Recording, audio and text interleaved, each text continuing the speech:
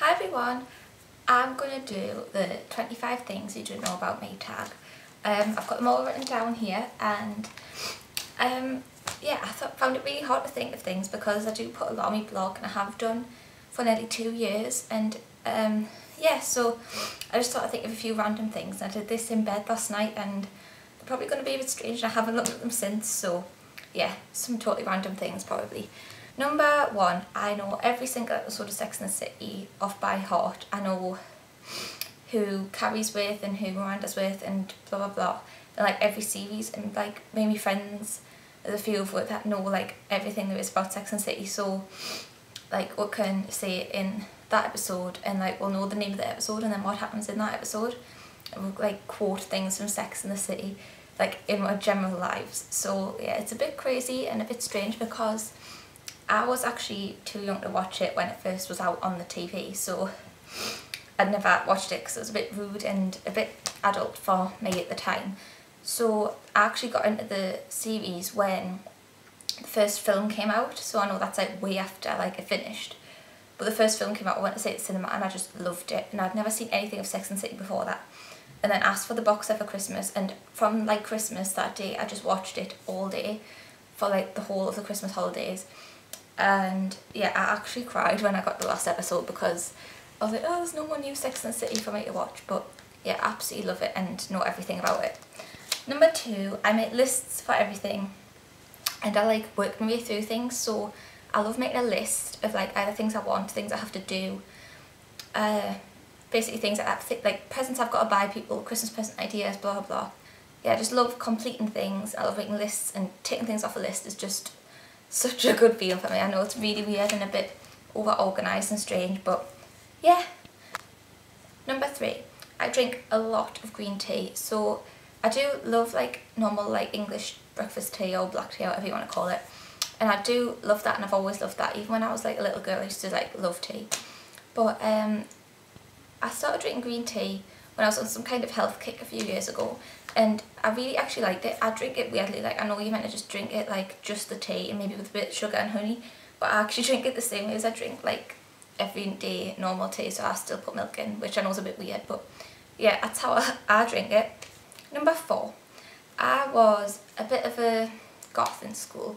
I was somewhere in between geek-ish, but I wasn't like a proper nerd and a goth, so I kind of like wore Converses before they were cool. Like, they're kind of like the thing to wear now, but before they were the thing to wear when goths wore them, I wore Converses and baggy band t-shirts and hoodies. I had a massive obsession with Fall Out Boy and Lost Prophets and Good Charlotte and Sum 41, so I was kind of a bit of a goth. Yeah, and that's what people thought I was like. And then when I left school I kind of changed and people were like, whoa, you're not a goth anymore. And I've never really been that gothic, I suppose, like in my thoughts, so I was never like really depressed or anything. I just kind of liked music, and so I just wore crap clothes really. Number 5, I am really painfully shy. Like, I'm really bad around people that I don't know, and even people I know quite well I can be quite shy around. The only people I'm not shy with is my immediate friends, like, so like my best friends, like it's like 4 or 5 girls. My family, like my close family, my mum, my dad, nana, brother, and my boyfriend. So they're the only people that I've got no shyness around. Even once it gets a little bit beyond that, like my friends' boyfriends or like my boyfriend's friends, all my friends at uni, I get a little bit more reserved. And then like when it's like I just don't know, I'm so bad. Like I can't even think of things to say to people. Like I sit there thinking like, oh, what should I say? This is not what sounds. What should I say? And it just makes it worse. And I'm just so bad at speaking to strangers. It really like stops you from doing things in your life that you want to do, but you're just too, like, your shyness kind of holds it back. And I think it was Zoella, I think she made a video, and Beauty Crush definitely made a video about shyness, and I thought that really helped me because I thought like it was just kind of me that was like that, but to find out that Sam from Beauty Crush is actually really similar to me in that, and everything she was saying I was just like, yes, that's me, yes, that's what I'm like. If you don't understand what I mean, go and find her video. And number 6, moving on, I have a really bad diet, as in I probably only eat vegetables on my Sunday dinner. It's not that I don't like healthy food, it's just I'm really bad at like thinking ahead of meals. So say I finish uni at 5 or 6 and I'll get home and I'll be like, oh, what should I eat? And I'll normally just take a pizza out the freezer and I just can't be bothered to cook anything. I'm just so lazy, such a lazy eater, and I'll just eat crisps, biscuits, so much McDonald's and Greg's. It's just ridiculous. So yeah, I know it's really bad and I know I should change it, but I just need someone to give us a kick up the bum and say just eat better because I eat so bad. Number 7. Oh, this is a really stupid one. I don't know why I wrote this down, but nobody has ever beaten me at Disney Trivial Pursuit. I'm a big Disney freak and I've got this Disney Trivial Pursuit game, which is kind of upsetting to us because I love Disney and I love the game, but I can't play it with anyone because I will always win, which sounds ridiculous, but like if I play it with my brother, my boyfriend, my mum, like they don't know stuff about Disney, like well, I wouldn't expect my brother or my boyfriend to know things about Disney, so it's just kind of pointless. I can't even play it because I just always win, which I don't know why I was thinking about that. I think I saw it under the cupboard and I thought, oh, I'll write about Disney Trivial Pursuit, but yeah, I just need someone to play it with, someone who is as big a Disney fan as me, because I want to play it but I can't because I always win. Number 8. Oh, this is a really irritating one. I have read the Harry Potter books. I don't know if you can see them there, but I've read them books literally probably about 20 times each, apart from the last one. I was so excited for the last one coming out. I was a massive Harry Potter fan, like loads of people my age were at the time, like when all the books were coming out one at a time. The last one came out and I was like, oh my god, the last book. My best friend, who might be watching this video, so she knows who she is if she is, but yeah, she read the book faster than me, which she's always read books faster than me. She's a really fast reader. And I was like, don't tell me what happens at the end of the last book because I will kill you, because it's my favourite book and you're going to ruin the end. But what did she do? She told us everything that happened through the last half of the last book. I think it was about 15 at the time and I was just like, I'm not reading it. I'm not reading it now. Totally kicked off about it. And since then I've never actually read it. So it's still got the bookmark in about halfway through, where I stopped reading it because I was in so much of a huff that I knew what happened beyond what I'd read.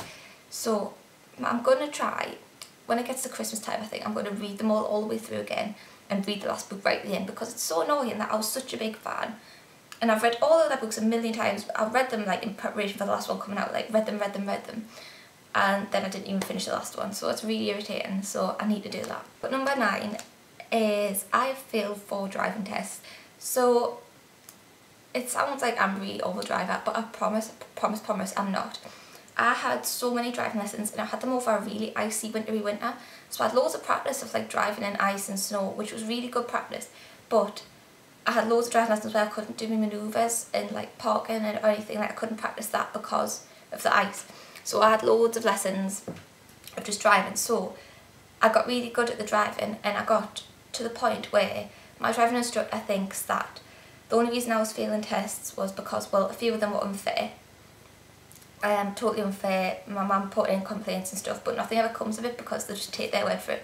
But seriously, like, unfair. Like, there was one where the examiner who was examining me had like kind of like their version of Ofsted, I suppose, examining him. So he was in the back of the car making sure the examiner was doing his job properly. And when they both got out of the car and he failed us, the person observing him said to me that he thought I should have passed, but they can't change what they'd already marked us as. So I was really, really upset about that. Another time was sort of the similar kind of thing. Other 2 times I will admit that I did fail. But yeah, and I think that's what my instructor was saying. I failed because I'd had so many driving lessons that I drove like a driver rather than a learner. So I'd started to pick up my own bad habits and drive like a driver would, with their own little quirks and bad habits. But I thought if I stop and kind of let myself kind of forget most of it.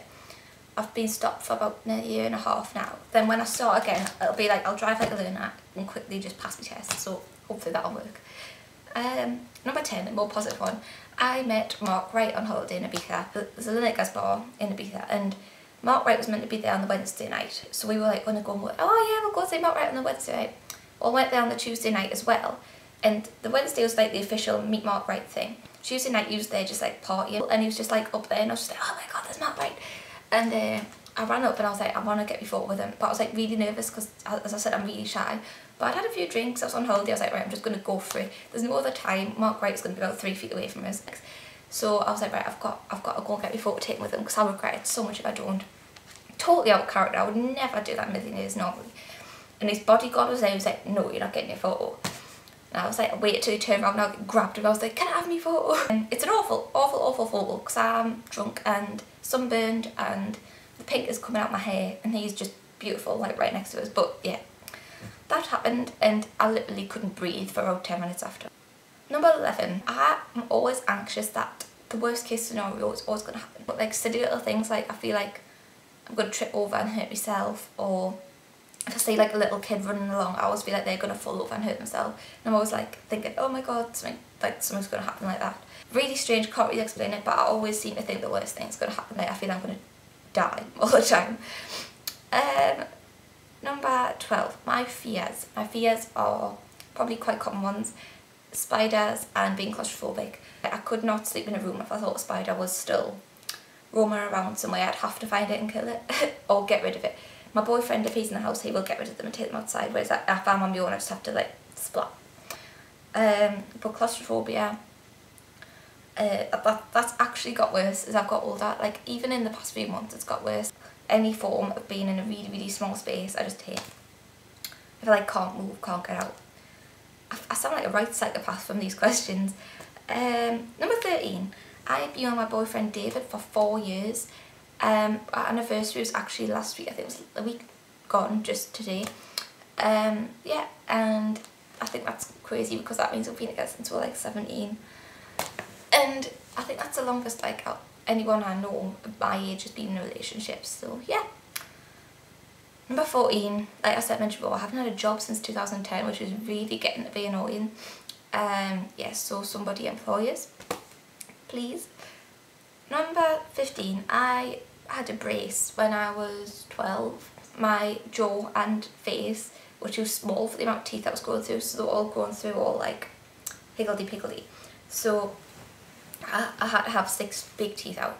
So I've got all sorts of random teeth because they took loads of them out from like around this area.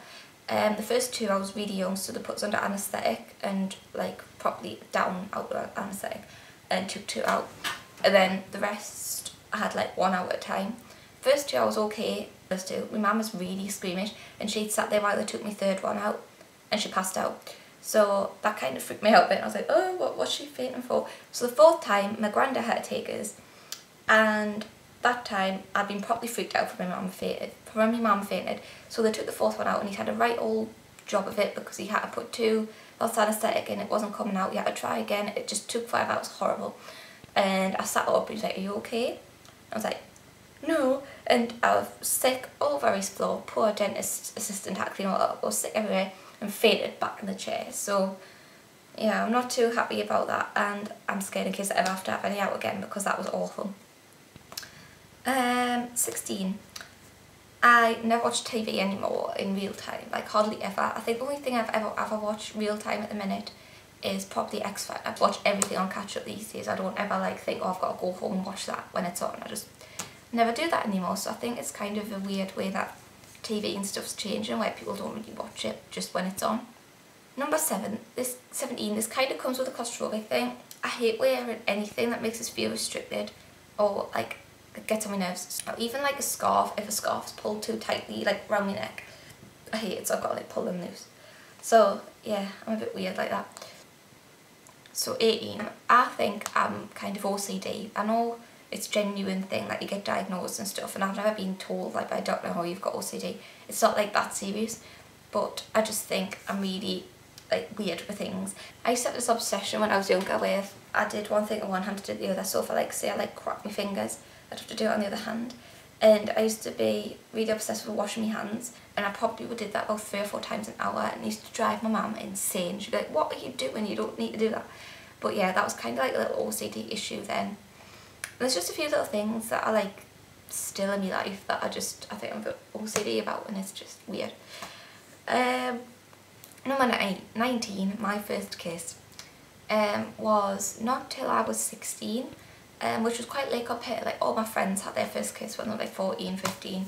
I was like, oh, nobody's ever gonna love me, no one's ever gonna give me my first kiss. Total emo mindset. But my first kiss was when I was 16, and he was my boyfriend at the time. Yeah, I don't even go there. But we sat in my bedroom and watching Romeo and Juliet because that was my favourite film at the time, and I was studying it for GCSE, so we sat watching Romeo and Juliet. And my mum shouted upstairs, "Oh, he's got to go home." And he just quickly gave us me foot, like leant over and kissed us and then left, and I was like, was that it? What was that all about? But yeah, so that was my first kiss. Kind of random, but I suppose it's cute when you consider the Romeo and Juliet thing. So number 20. I was a prefect at school, but my prefect job was in the office. So I got to help in the office. I used to send out all the letters for the prom committees and just generally help with all the filing, and I got to listen in on all of the secret information. So I knew when things were going to happen. I was basically everyone's source of information for things that happened. I remember our awful, really, really evil PE teacher came in the office and announced to the staff in the office that she was going to be leaving and she was moving to a different school. And I was like, oh, I've got to tell everyone because this is such good news, because everybody hated her. She was evil, evil woman. And yeah, so before they'd even announced it in assembly, I'd went round and told everyone, which was probably kind of bad, but yeah, I was just so excited. So I used to find out all this little juicy information, which was quite cool. Number 21, I've never dyed my hair. This is my natural hair colour, apart from like the odd little dye in the ends pink, but that kind of washed out, as you can see. So yeah, I haven't actually ever dyed my hair with like proper hair dye. Number 22, I am studying marketing at Northumbria University. I don't know if that's interesting or not, but maybe some people want to know. It's pretty boring, but it's okay. Number 23, I am quite an outdoorsy person, and you probably wouldn't think it to look at us. Like, even people I've just met recently at uni or whatever, they probably wouldn't have a clue. But as a child, a lot of our holidays were camping holidays in Scotland, because that's kind of what my mum and dad were into at the time. And I've climbed up Ben Nevis and things. And yeah, I was just kind of a very countryside kind of person, because we used to do that for like 2 or 3 weeks in the summer, on and off. Number 24. This is my living arrangements, which are really strange, and even people in my real life need this explained to them because it's so confusing. It was all pretty normal. My mum and dad got divorced, and most of the time me and my brother lived with my mum. And then my grandparents got really ill. We all lived in my grandparents' house, which was kind of a squash, but it was okay.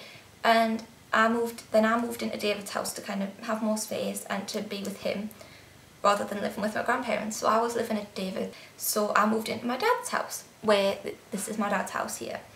And he was alone, so I was fine. I had this room and I just did my room up. And then my dad found his current girlfriend and is kind of living there most of the time now. So this is kind of my house at the minute, but it's my dad's house, but I'm the only one that lives here. So Dave and my boyfriend moved in here, and that's where we're at now. So we're living in my dad's house. So yeah, that might sound long-winded and complicated, but it's an explanation, because some people have asked if I live here, if this is my own house, if it's why do I not live with my mum, blah blah blah, and that's why. I still see my mum like every day though, practically. And number 25, a kind of easy one to end on. My favourite foods are cheesecake of any description, apart from anything coffee-ish, mashed potato or any form of potato, and apple crumble, and donuts, and they're my favourite things to eat. So my battery's flashing now, so I'm gonna have to go. But yeah, thanks for watching everyone. I'll see you in my next video. Bye bye.